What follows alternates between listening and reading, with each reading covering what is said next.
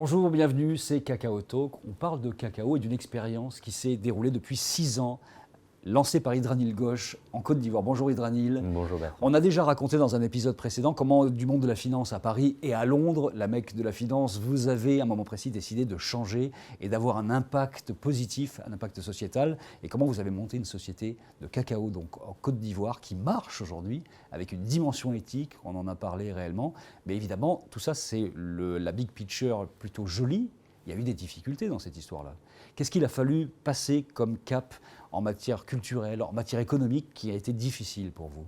Donc sur le plan culturel, on part de l'Occident en Afrique. Tout est différent.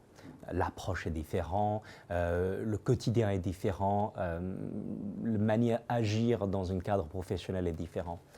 D'autant plus, on était dans une région extrêmement reculée en Côte d'Ivoire. Je me souviens la première fois quand on était allé, il fallait débroussailler avec des machettes pour trouver le village qui nous donnait et qui était notre premier partenaire dans le projet. Il fallait y croire alors à ce moment-là. Il fallait croire.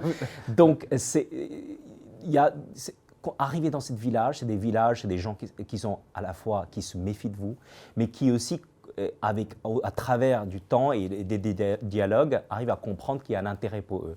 Mais il reste encore énormément de chemin à faire sur le plan culturel, le regard vis-à-vis le monde extérieur, aussi le projet qu'on menait était un projet différent par rapport à la manière le cacao culture est fait traditionnellement. Donc il y avait une méfiance. Il y a la langue, bien sûr, parce qu'on est dans le pays baoulés, reculé, donc tout le monde ne parle pas français, ni anglais, bien sûr. Tout ça faisait que tout ça était assez difficile. Après, sur le plan purement personnel, je suis marié avec ma famille, mon épouse et mes enfants qui vivent à Paris. Dans les 6 ans, je pense qu'il a dû passer 3 ans, un peu plus de 3 ans sur place, loin d'Abidjan, loin de tout confort. Et je ne regrette absolument pas. C'est une expérience extraordinaire, ce n'est pas fini d'ailleurs, mais c'est des défis culturels personnels au départ.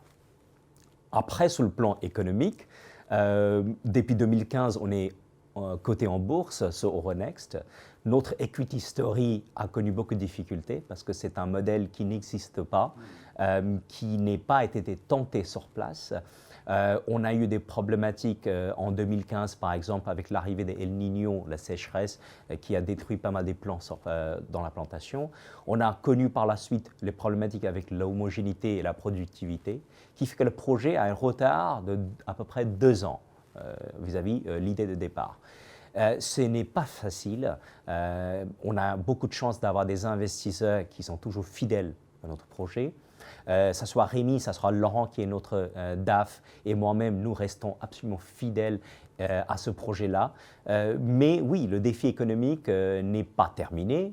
On se bat tous les jours, mais on croit que c'est le modèle qu'il a le droit de coexister avec le modèle fragmenté qui est sur place avec les petits.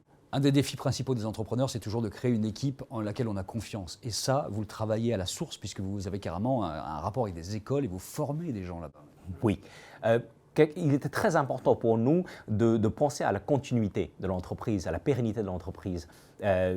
L'idée, c'était de trouver des jeunes en Côte d'Ivoire qui sont formés dans les meilleures écoles et de leur former par la suite dans nos protocoles agronomes.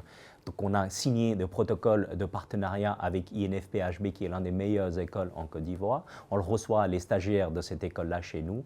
Et par la suite, on a embauché, aujourd'hui, on a à peu près 7 ou 8 personnes qui travaillent chez nous. Idranil, je vous appelle Idranil parce qu'on est ici à Paris, mais comment vous vous appelez là-bas en Côte d'Ivoire?